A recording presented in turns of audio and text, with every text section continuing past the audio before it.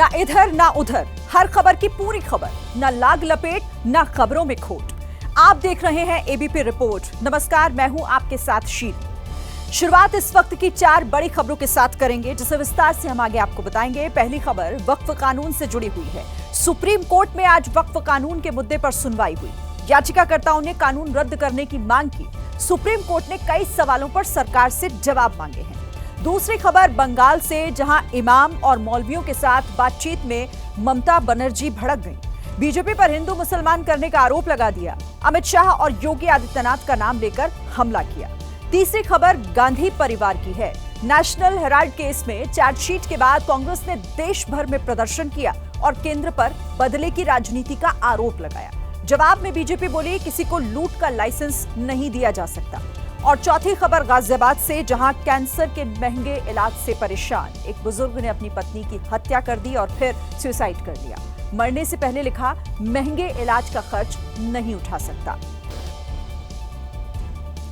वक्फ कानून बनने के बाद से ही बंगाल हिंसा और राजनीति की आग में धधक रहा है। आज राज्य की मुख्यमंत्री ममता बनर्जी ने मुस्लिम समुदाय के धार्मिक नेताओं के साथ बैठक की, जहां उन्होंने बीजेपी के नेताओं पर जमकर हमला बोला। ये बैठक कोलकाता के नेताजी इंडोर स्टेडियम में हो रही है।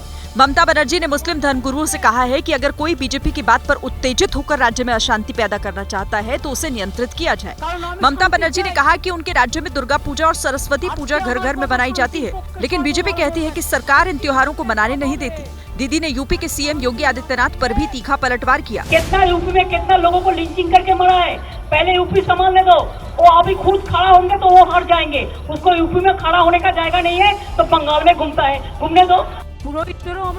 ममता बनर्जी ने कहा कि वो सर्वधर्म समभाव में विश्वास करती हैं। उन्होंने बीजेपी के नेताओं पर पश्चिम बंगाल को बदनाम करने का आरोप लगाया। अमित शाह जी, आपको तो कोई पहचानता नहीं है, वो इसको ही पहचानता है जो गुजरात दांगा में देखा, वो लोग पहचानता है बहुत अच्छा से।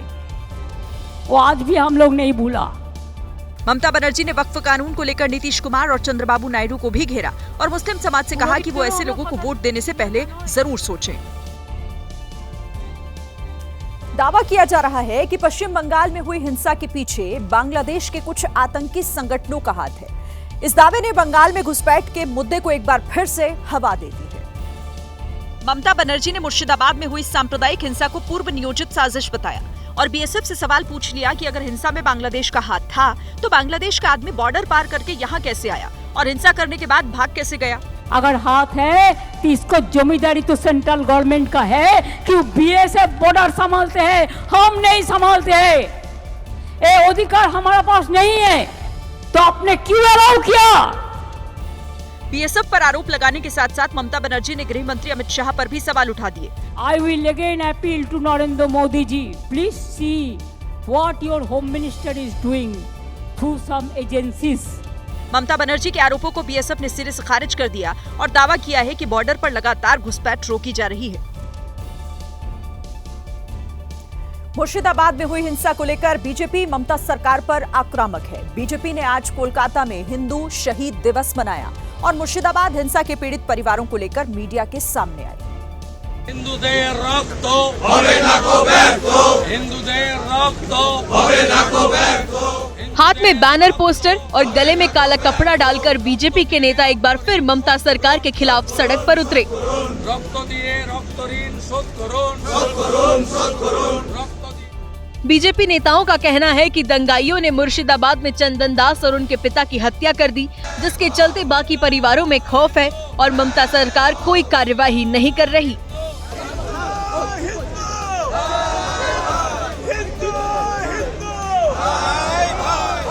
हिंदू होने के नाते बलिदान दिया, पूरा प्रदेश सड़क में है, हिंदू शहीद दिवस मना रहा है पश्चिम बंगाल बीजेपी की ओर से। इस हिंदू शहीद दिवस नाम के कार्यक्रम में हिंसा के दौरान मारे गए लोगों को श्रद्धांजलि दी गई। इसी बीच सीएम ममता बनर्जी ने मारे गए तीनों मृतकों के परिजनों को 10-10 लाख रुपए का मुआवजा देने की घोषणा की है। साथ ही आरोप लगाया है कि 3 में से 1 मौत केंद्रीय सुरक्षा बलों की गोलीमारी से हुई है।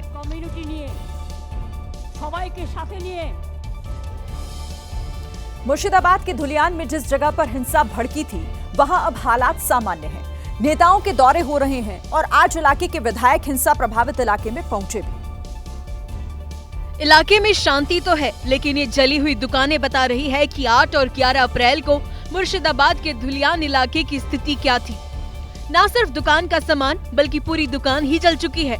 अब विधायक लोगों से शांति बनाए रखने की अपील कर रहे हैं। तो जो लोग ये काम किया है वो धार्मिक नहीं है, कोई धर्म कोई मजहब का वो लोग नहीं हो सकता है। इस इलाके में बड़ी संख्या में हिंदू भी रहते हैं जो ऐसे हालात पर विश्वास नहीं कर पा रहे। हम लोग तो क्या, हम लोग ना हिंदू है ना हम लोग मुस्लिम है, हम लोग जैसा तो वैसे रहेंगे। मुर्शिदाबाद में जगह जगह सुरक्षा बल की तैनाती है। सबसे ज्यादा निगाह जंगीपुर इलाके में है। यहीं पर धुलियान जगह है जहां हिंसा भड़की थी। लोग कह रहे हैं कि बाहर से आए लोगों ने माहौल बिगाड़ा। नहीं, वो गलत बात है। देखिए, हम लोग सब एक साथ रहते हैं, ठीक है। अगर कोई आके बाहर से दंगा करे तो गलत बात है ना, लेकिन हम लोग सब एक ही साथ रहते हैं। लोग कुछ भी कहें, लेकिन सियासत गर्म है और यही गर्माहट माहौल को और भी गंभीर बना रही है। संसद में बहस और सड़क पर संग्राम के बाद आज वक्फ कानून पर सुप्रीम कोर्ट में सुनवाई हुई। हालांकि सुप्रीम कोर्ट की तरफ से आज कोई आदेश नहीं आया, लेकिन सर्वोच्च अदालत में काफी वक्त तक दोनों पक्षों की तरफ से दलीलों का दौर चला। वक्फ कानून के खिलाफ सुप्रीम कोर्ट में 100 से ज्यादा याचिकाओं पर एक साथ सुनवाई हुई और कोर्ट ने इन याचिकाओं पर केंद्र सरकार से जवाब मांगा है। इस बीच एक बड़ी बात यह है कि कोर्ट ने कानून के लागू होने पर किसी तरह की रोक नहीं लगाई। कल एक बार फिर दोपहर 2 बजे से सुप्रीम कोर्ट में इस मामले पर सुनवाई शुरू होगी और अब तक की सुनवाई में याचिकाकर्ताओं ने वक्फ बोर्ड बनाने, पुरानी वक्फ संपत्तियों के रजिस्ट्रेशन, बोर्ड मेंबर्स में गैर मुस्लिम और विवादों के निपटारों को लेकर मुख्य दलीलें दी और सीधी मांग रखी है कि वक्फ संशोधन अधिनियम को रद्द किया जाए। आज की कार्यवाही देखने के लिए असदुद्दीन ओवैसी, कांग्रेस सांसद मोहम्मद जावेद समेत कई नेता भी पहुंचे थे जो खुद इस मामले में याचिकाकर्ता हैं। वहीं सुनवाई के दौरान कोर्ट ने वक्फ कानून के विरोध में हो रही हिंसा पर चिंता भी जताई। चीफ जस्टिस ने कहा कि कानून में अच्छी बातें भी है और इन अच्छी बातों को लोगों के सामने लाने की कोशिश होनी चाहिए। कोर्ट में जब हिंसा का जिक्र हुआ तो केंद्र सरकार की तरफ से सॉलिसिटर जनरल ने कहा कि वो लोग सोचते हैं कि ऐसा करके दबाव बना सकते हैं। उनकी इस टिप्पणी का कपिल सिब्बल ने विरोध किया और कहा कि ऐसा नहीं कहा जा सकता। मध्य प्रदेश के नासिक में अवैध दरगाह हटाने पहुंची नगर निगम और पुलिस की टीम पर बीती रात जबरदस्त पथराव हो गया, जिसमें 15 से ज्यादा पुलिसकर्मी घायल हो गए हैं। पुलिस ने पथराव कर रहे 14 आरोपियों को गिरफ्तार भी कर लिया है।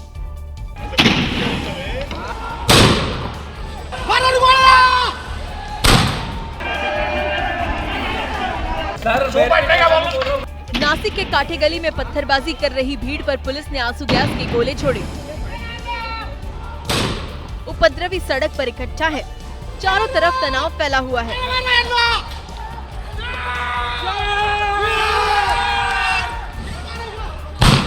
अवैध घोषित की गई दरगाह को हटाने नगर निगम और पुलिस की टीम इलाके में पहुंची थी।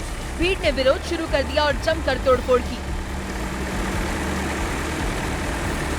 कई गाड़ियों को नुकसान पहुंचाया। देर रात पत्थरबाजी शुरू हो गई। जवाब में पुलिस को कार्रवाई करनी पड़ी। काठे गली में उपद्रवियों ने बैरिकेडिंग को भी गिरा दिया। माहौल इतना तनावपूर्ण था कि दरगाह के ट्रस्टी और कुछ प्रमुख नागरिक लोगों को समझाने गए तो लोगों ने इनकी बात भी नहीं मानी। में 15 लोगों को अब तक हिरासत में ले लिया गया है और जो लोग वहां पर जमे हुए थे, जो आरोपी थे, उनकी 57 मोटरसाइकिल भी जब्त की गई है। इस घटना में 21 पुलिसकर्मी, अधिकारी, अमलदार, बहुत मामूली उनको इंजरी आई है। काफी मशक्कत के बाद हालत काबू में आए। पत्थरबाजी में 2 एसीपी और 20 से ज्यादा पुलिसकर्मी जख्मी हुए हैं। इलाके में अब हालात सामान्य हैं। पुलिस की कई टीमें नासिक के काठे गली इलाके में तैनात कर दी गई है। नासिक में सातपीर दरगाह को नगर निगम प्रशासन ने आज गिरा दिया। पुलिस की भारी टीम आज सुबह पहुंची और बुलडोजर की मदद से दरगाह को ढाया गया। मुंबई हाईकोर्ट ने भी दरगाह को अवैध बताया था।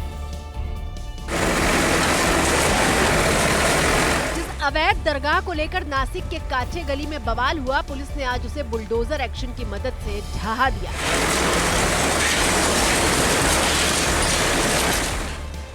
नगर निगम की टीम सुबह 6 बजे ही बुलडोजर लेकर पहुंची और अवैध मदरसे के चारों तरफ पुलिस बल तैनात कर दिया गया। रात के हंगामे के बाद पुलिस पहले से ही अलर्ट थी। दरगाह को गिराने के बाद 2 बुलडोजर लगाए गए।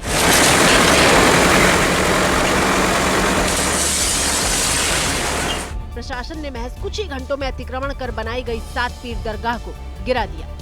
नासिक के काठेगली स्थित धार्मिक स्थल का अनधिकृत अतिक्रमण हटाने की मुहिम देर रात से ही शुरू की गई है।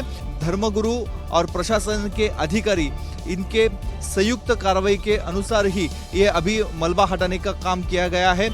इलाके में सुरक्षा के लिए बीती रात हुई पत्थरबाजी में जो पुलिसकर्मी मामूली रूप से घायल थे, वो भी अपनी ड्यूटी पर पूरी तरह से मुस्तैद रहे। नगर निगम ने 7 पीर दरगाह को नोटिस जारी किया था। इसके बाद दरगाह ट्रस्ट ने मुंबई हाई कोर्ट में याचिका दाखिल की। हाई कोर्ट ने भी दरगाह को अवैध तरीके से बना बताया। आखिरकार प्रशासन ने अवैध दरगाह को जमींदोज कर दिया। गुजरात में अपनी सियासी जमीन तलाश रही कांग्रेस को राहुल गांधी ने कड़वी घुट्टी पिलाई।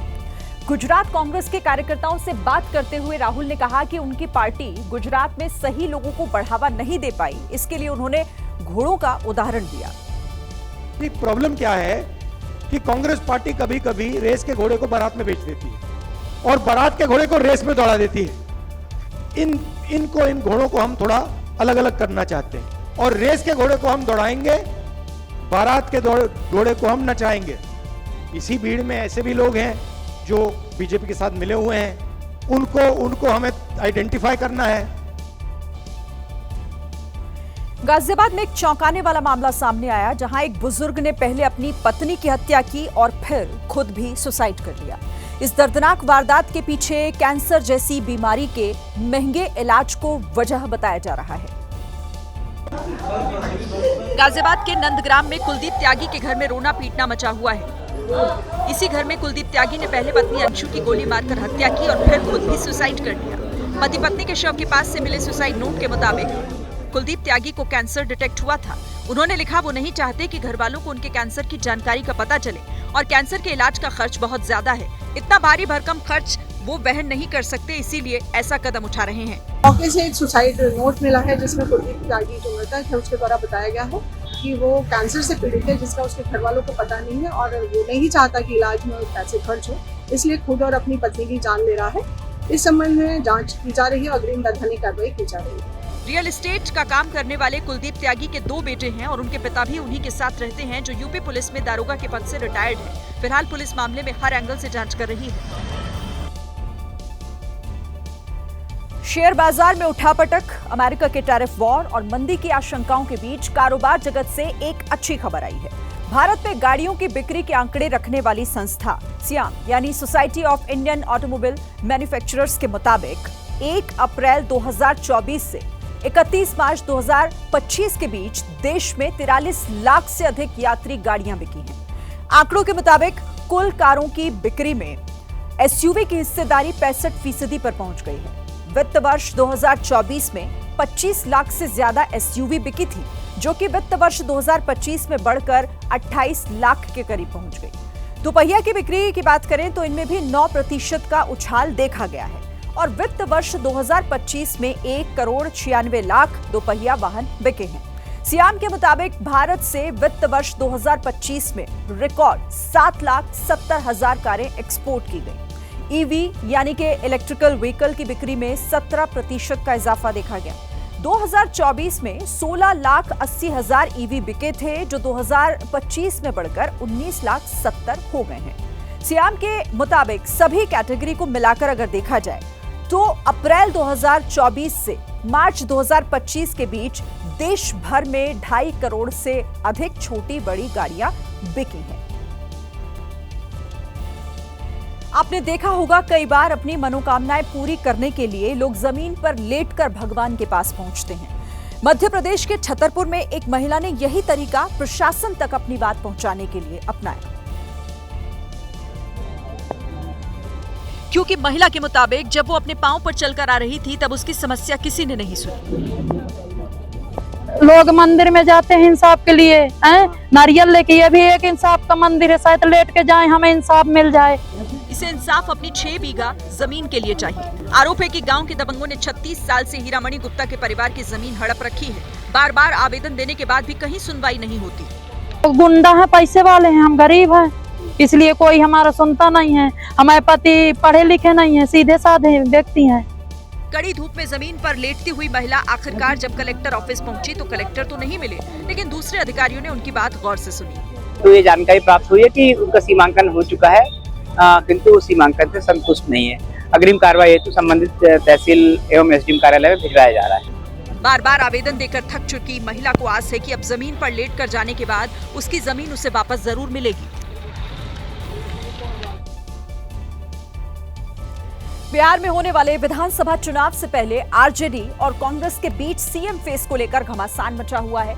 आरजेडी तेजस्वी पर दावा कर रही है तो कांग्रेस उसकी टेंशन बढ़ाने का काम कर रही है। दरअसल कांग्रेस कह रही है कि महागठबंधन में 5 अलग अलग दल शामिल हैं। सर्वसम्मति से ही मुख्यमंत्री का चेहरा घोषित करना चाहिए। तो हम लोग 5 दल अभी मिले हुए हैं और कुछ लोग आने वाले हैं। तेजस्वी जी कल निकले दिल्ली में बात करके, तो उन्होंने तो यही कहा हम लोग बैठ करके बात करेंगे। इधर आरजेडी ने साफ कर दिया है कि तेजस्वी यादव ही महागठबंधन के सीएम उम्मीदवार होंगे। इसमें कोई एफ बट वाली सिचुएशन नहीं है। तेजस्वी यादव जी ही मुख्यमंत्री का चेहरा, 14 करोड़ बिहार की जनता तेजस्वी जी को मुख्यमंत्री मान चुकी है। फिलहाल सियासत के पिच पर हर कोई अपना दावा मजबूत करने में लगा हुआ है। अब सभी दलों की नजर गुरुवार को पटना में होने वाली बैठक पर टिकी है, जिसमें महागठबंधन के तमाम बड़े नेता शामिल होने वाले हैं।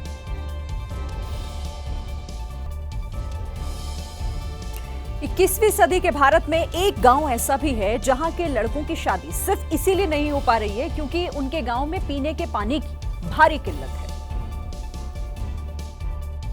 गांव में ब्याही हर एक महिला को 1 से 2 किलोमीटर तक पैदल चलकर उस एक हैंडपंप के पास जाना पड़ता है जो पूरे गांव की प्यास अकेले बुझाता है। सुबह से आवा तो शाम को जाना, रोटी भी नहीं मिली, पूरा तक। राजस्थान के बांसवाड़ा जिले के कुंडल गांव में पानी इतना कीमती है कि लोग उसे ड्रम में भरकर ताला मार कर रखते हैं। गांव के लोग मानते हैं कि सरकारी तंत्र उनके लिए कुछ नहीं कर रहा। जो पाइपलाइन आई वो हमारे यहाँ कोई पाइपलाइन आई भी नहीं। हमारी 300 साढ़े 300 आबादी है हमारे यहाँ, कम से कम 60-70 मकान हैं। गांव के पढ़े लिखे लड़के पानी की भयावह समस्या की वजह से कुंवारे हैं क्योंकि कोई पिता अपनी बेटी को इस तरह पानी के लिए पैदल चलने नहीं देना चाहता। यहाँ पे कोई भी पानी की वजह से हमारी कोई सगाई नहीं कर पाते हैं, इसी वजह से हम इस दुखी हैं। ग्रामीणों की माने तो इलाके के हर घर नल योजना से जुड़े अधिकारियों को भी इस समस्या के बारे में जानकारी है, लेकिन उन्होंने इसका समाधान नहीं किया। अब एबीपी न्यूज की टीम के जरिए वो अपना दर्द देश के सामने बयां कर रहे हैं। नेशनल हेराल्ड केस में राहुल सोनिया पर ईडी की चार्जशीट के बाद से ही सियासी पारा काफी हाई हो गया है। आज देश भर में कांग्रेस के कार्यकर्ताओं ने ईडी दफ्तर के बाहर विरोध प्रदर्शन किया। हाथों में झंडे हैं, पोस्टर हैं और हर तरफ विरोध की गूंज है। हम तुम्हारे साथ हैं। दिल्ली से लेकर महाराष्ट्र और एमपी से लेकर यूपी तक कांग्रेस कार्यकर्ता सड़क पर उतर आए। ईडी और केंद्र सरकार के खिलाफ प्रदर्शन कर रहे हैं। पुलिस ने प्रदर्शन कर रहे कार्यकर्ताओं को रोकने के लिए बैरिकेडिंग लगाई, लेकिन कार्यकर्ता नहीं माने तो उन्हें हिरासत में ले लिया गया। सोनिया और राहुल के खिलाफ चार्जशीट दाखिल होने के बाद दोनों पार्टियों के बीच जुबानी जंग और भी तेज हो चली है। देखो, उनके प्रदर्शन करने के अधिकार को मैं चुनौती नहीं दूंगा, लेकिन प्रदर्शन किस बात के लिए? इस देश में लूटने का लाइसेंस नहीं है। ये धरने से ईडी दबाव में नहीं आएगी, ऐसा मुझे लगता है। इधर कांग्रेस पार्टी इस पूरे ही मामले को बदले की कार्रवाई बता रही है। लेकिन आप राहुल गांधी को, कांग्रेस पार्टी को, सोनिया गांधी जी को डरा नहीं सकते। ये परिवार वो परिवार है जिसने इस देश में अपना खून दिया है, अपनी जान कुर्बान की, अपनी संपत्तियां देश के लिए दान की है। आपका कोई भी आरोप टिक नहीं सकता। मामले की सुनवाई 25 अप्रैल को दिल्ली के रावज एवेन्यू कोर्ट में होगी। कोर्ट ने ईडी से मामले की केस डायरी भी मांगी है। अब हम आपको बताते हैं कि नेशनल हेराल्ड केस में ईडी की चार्जशीट में क्या खुलासा हुआ है और क्यों सियासी कॉरिडोर में हर तरफ इसकी चर्चा हो रही है।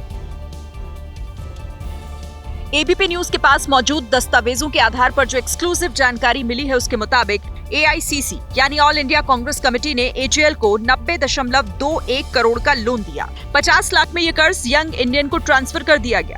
यंग इंडियन ने लोन को एजेएल के शेयर में बदल दिया और इस तरह एजेएल की 99% हिस्सेदारी यंग इंडियन को मिल गई। एजेएल के पास देश में 2000 करोड़ की संपत्ति थी जिसका कंट्रोल सोनिया और राहुल गांधी को मिल गया। चार्जशीट में आरोप है कि यंग इंडियन ने खुद को नॉन प्रॉफिट संस्था के रूप में रजिस्टर्ड किया था और साजिश के तहत गांधी परिवार को संपत्ति का अधिकार दे दिया गया। ईडी ने एजेएल की 752 करोड़ की संपत्ति जब्त कर ली। साथ ही इनकम टैक्स विभाग ने पाया कि यंग इंडियन ने 400 करोड़ की टैक्स चोरी भी की, जिसका जिक्र ईडी की चार्जशीट में भी है। नेशनल हेराल्ड केस में सोनिया राहुल का नाम आने के बाद बीजेपी बेहद आक्रामक हो गई है। मुंबई में कई इलाकों में पोस्टर लगाए गए हैं जिसमें एजेएल बिल्डिंग को गिराने की मांग की गई है। पोस्टर मुंबई के बांद्रा, अंधेरी और जोगेश्वरी इलाके में लगाए गए हैं। पोस्टर में यूपी के मुख्यमंत्री योगी आदित्यनाथ और बुलडोजर की तस्वीर बनी है। साथ में मुख्यमंत्री देवेंद्र फडणवीस का भी फोटो लगा हुआ है और ठीक नीचे लिखा है, देवा भाऊ बुलडोजर चलाओ। मुंबई में जगह जगह इस प्रकार के बैनर लगाए गए हैं। AJL house national Herald case, जिस पर लिखा है देवा भाऊ बुलडोजर चलाओ। आप इस पूरे बैनर को देखें, सबसे ऊपर एक बुलडोजर की तस्वीर बनाई गई है। बुलडोजर के तस्वीर के ठीक नीचे उत्तर प्रदेश के मुख्यमंत्री योगी आदित्यनाथ की तस्वीर बनाई गई है। दरअसल एजेएल की ये 9 मंजिला इमारत मुंबई के बांद्रा में ही है, जिसका क्षेत्रफल लगभग 15,000 वर्ग मीटर है। आज के हिसाब से बिल्डिंग की अनुमानित कीमत करीब 150 करोड़ आंकी जा रही है। सोनिया और राहुल के अलावा गांधी परिवार का एक और शख्स पर ईडी का शिकंजा कस रहा है और वो है सोनिया गांधी के दामाद और प्रियंका गांधी के पति रॉबर्ट वाड्रा। 2008 में हरियाणा के एक लैंड डील मामले में फंसे रॉबर्ट वाड्रा से ईडी 2 दिन से पूछताछ कर रही है। कल 6.5 घंटे की पूछताछ के बाद आज एक बार फिर रॉबर्ट वाड्रा पत्नी प्रियंका के साथ दिल्ली के ईडी दफ्तर पहुंचे। लंच से पहले तक ईडी के अधिकारियों ने रॉबर्ट वाड्रा से लगभग 2 घंटे तक पूछताछ की। इस दौरान प्रियंका उनका इंतजार करती रही। लंच के बाद दोनों ईडी दफ्तर से रवाना हो गए। रॉबर्ट वाड्रा इस मामले में पहले भी कई बार जांच एजेंसी के सवालों का सामना कर चुके हैं। मामला साल 2018 का है। आरोप है कि वाड्रा की कंपनी ने फरवरी 2008 में गुड़गांव के शिकोहपुर में 3.5 एकड़ जमीन 7.5 करोड़ रुपए में खरीदी। बाद में कमर्शियल लाइसेंस पाने के बाद उस प्रॉपर्टी को डीएलएफ को 58 करोड़ रुपए में बेच दिया गया था। इसी मामले में ईडी वाड्रा की कंपनी पर वित्तीय अनियमितताओं की जांच कर रही है। और इसी बीच जो अपडेट इस वक्त मिल रहा है कि आज की पूछताछ खत्म हो गई है। फिर रॉबर्ट वाड्रा को कल सुबह 11 बजे पूछताछ के लिए बुलाया गया है।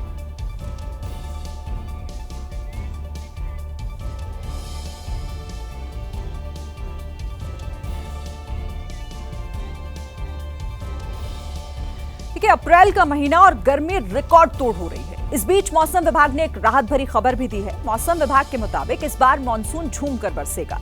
जानकारी के मुताबिक देश के ज्यादातर हिस्सों में सामान्य से अधिक बारिश होने की संभावना है। मौसम विभाग के मुताबिक इस साल मानसून के दौरान जून से सितंबर तक के बीच में 105% बारिश होगी। वैसे आमतौर पर जून से सितंबर के बीच देश में 87 सेंटीमीटर बारिश होती है, जिसे सामान्य माना जाता है। मौसम विभाग का अनुमान है कि इस साल जून से सितंबर के बीच में 91 सेंटीमीटर से ज्यादा बारिश होगी, जो कि सामान्य से अधिक है। मौसम विभाग के मुताबिक पूर्वोत्तर के राज्यों तमिलनाडु, पूर्वी बिहार, लद्दाख और जम्मू कश्मीर के कुछ हिस्सों में भी बारिश सामान्य से कम रह सकती है इन इलाकों में, जबकि कोंकण, महाराष्ट्र, तेलंगाना, छत्तीसगढ़ और ओडिशा के ज्यादातर इलाकों में सामान्य से ज्यादा बारिश का अनुमान है। मौसम विभाग के मुताबिक मानसून 1 जून तक केरल और 27 जून तक दिल्ली में दस्तक दे सकता है। और गुरुग्राम से एक मानवीय संवेदनाओं के चकनाचूर होने की गंभीर खबर सामने आई है, जहां पर मेदांता हॉस्पिटल में एक एयर होस्टेस के यौन शोषण के आरोप लगे हैं। खबर को सुनकर लोग सन्न रह गए हैं। गुरुग्राम का नामी मेदांता हॉस्पिटल, जिसे वीवीआईपी और रईसों की पहली पसंद माना जाता है, वहां 5 अप्रैल को 46 साल की एयर होस्टेस भर्ती हुई थी। उनका आरोप है कि 6 अप्रैल को तबीयत बिगड़ने के बाद जब वो वेंटिलेटर पर थी, तब उनका यौन उत्पीड़न किया गया। बेहोशी जैसी हालत में होने की वजह से वो इसका विरोध भी नहीं कर पाई। पीड़ित महिला का आरोप है कि जिस वक्त ये घटना हुई उस वक्त रूम में 2 महिला कर्मचारी भी थी, लेकिन उन्होंने आरोपी को नहीं रोका। अस्पताल से डिस्चार्ज होने के बाद उन्होंने गुरुग्राम के सदर थाने में 14 अप्रैल को अपने साथ हुई बदसलूकी की शिकायत की।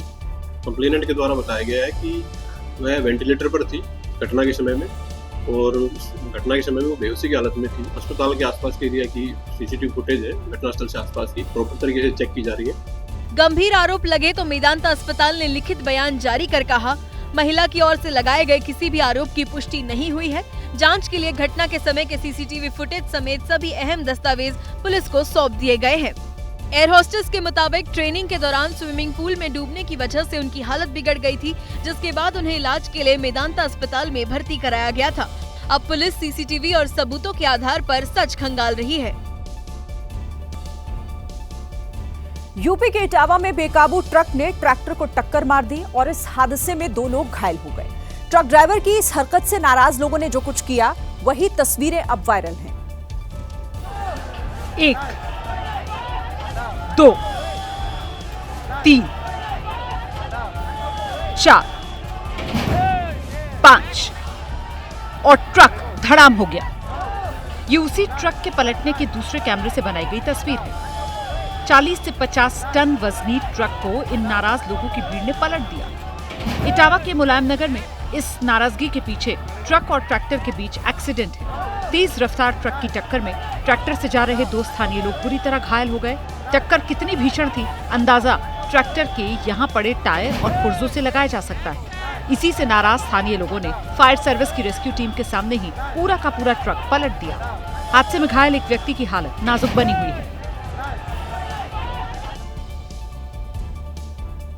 उत्तराखंड के सीएम पुष्कर सिंह धामी, रेल मंत्री अश्विनी वैष्णव ने सिलक्यारा टनल का ब्रेक थ्रू किया और इससे चारधाम में आने वाले पर्यटकों को बहुत सुविधा भी मिलेगी। आपको तस्वीरें दिखाते हैं। सुरंग निर्माण के दौरान 12 नवंबर 2023 को हुए लैंडस्लाइड में 41 मजदूर 17 दिनों तक सुरंग में फंसे रह गए। NDRF, SDRF, rat miners, engineers और तमाम तकनीकी विशेषज्ञों की टीम ने दिन रात एक कर दिया था और कड़ी मेहनत के बाद सभी मजदूरों को सुरक्षित निकाला गया था उस वक्त। अब इस टनल से सफर की शुरुआत हो गई है, जो दूसरी तस्वीर आप इस वक्त देख रहे हैं।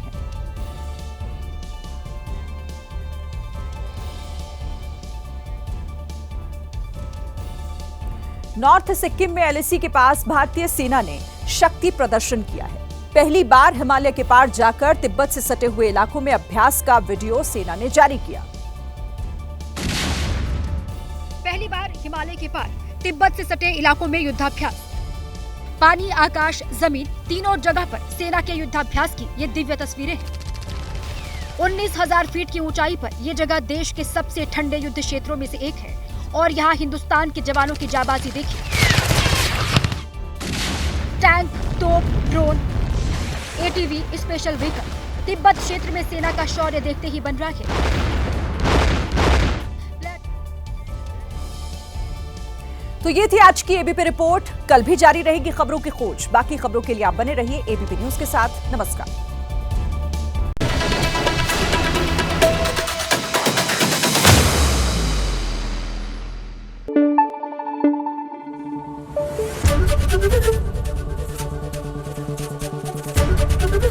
एबीपी न्यूज आपको रखे आगे।